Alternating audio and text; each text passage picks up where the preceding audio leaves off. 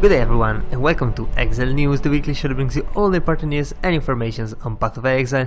And right after the launch, GGG said how it went, and they admitted that with a peak player concurrency of 160,700, give or take some more, this was the second largest Path of Exile launch ever, expansion included. And it was just a little bit lower than Betrayal, which apparently had a lot of viral publicity, so that is why the difference.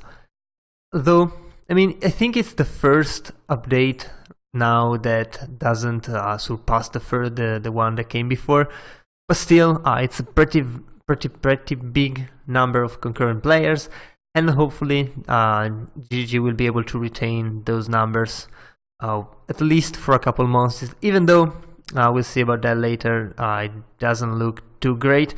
We'll see though. Also, the Xbox version launched right away, like 1 day after the PC version, so that's pretty damn good as well.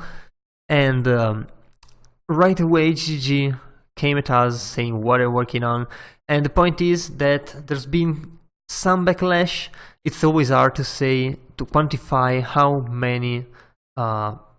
big the part of the player base that's complaining actually is, because when you're not complaining, it means you're playing the game because you're having fun, so you're only hearing about the vocal minority that's complaining, which makes it really hard to understand if it's actually a lot of people complaining or just a few very noisy ones. But still, there are many posts, many threads on Reddit and such about the fact that Synthesis has some pretty annoying mechanics, like some fading of the memories are too quick, or they start way too close to the Nexus, monsters appearing way too close to the Nexus as well, and also being unable sometimes to run multiple chains because there are reward blocks that spawn in the middle and cannot be rotated, so you have to reach each one of them separately, and it gets really annoying.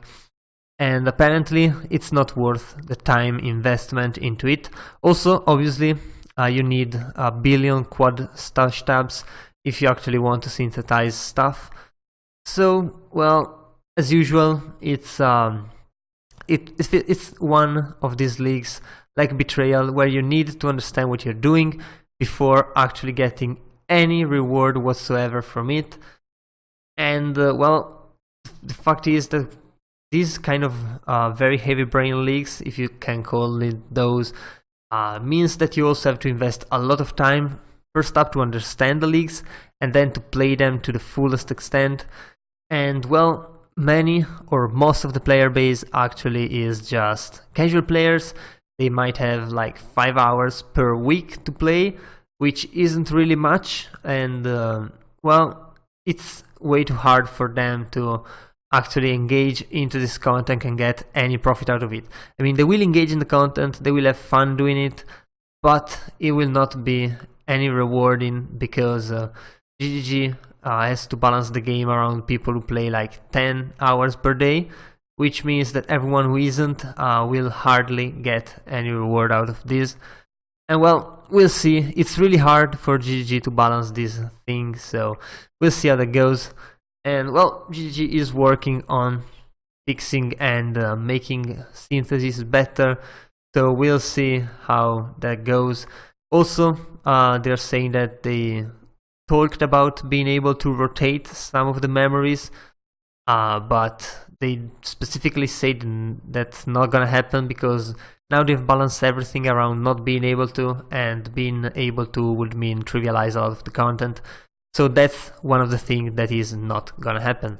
Also, we got a unique collection tab, which is a new stash tab, of course, and this time it's not for holding like a billion uniques, but it's for holding one copy of every unique in existence, and it also accepts and handles uniques that aren't regularly acquirable, which means all the alternate arts and all the previous versions of some or all the unique items And well, I'm curious to see how it blends into the normal stash tab, but it looks really cool. I think it works really cool, even though it's probably a tab for actual standard or normal hardcore players. It's definitely going to sell as well in the normal leagues. And there also the uniques, the very hard uniques, don't really have a visible slot until you have acquired one, so that you don't have these gaps which you basically will never be able to fill, but you will still be able to show your uniques if you get them. So that's pretty cool. You can also pin that to your forum stuff. It's definitely really cool, and I mean, collection is something that is really predominant into a game like Path of Exile, especially one with such a long story, because Path of Exile right now has quite a big story behind it. It's starting to really build it up. And also GGG announced ExileCon, or rather they announced the fact that they were gonna sell tickets in a big batch, and a couple days later they actually did sell the tickets. I'm pretty sure they are sold out right now, but they said they held some in reserve for a later release, which means even if you missed out here, just wait and check the site and all the kind of stuff, so that you will be able to actually buy your ticket for on the next sale. Also, we get finally a release date for the PlayStation 4, and that is March the 26th, and it's pretty good. It's barely 1 week away, a little bit more, a couple days more, doesn't matter. I'm not sure why they would release on a Tuesday, but I mean, the 26th is Tuesday, and I guess it's better right now than just waiting for a weekend again, so that people actually have time to download the game, try it out, and have fun, so that in the weekend they actually have full control over it and they can have the full experience. And well, about time that the game launched on PlayStation 4, and hopefully it's gonna be really, really good right away. And there's gonna be a little bit of a change to Watcher's Eyes.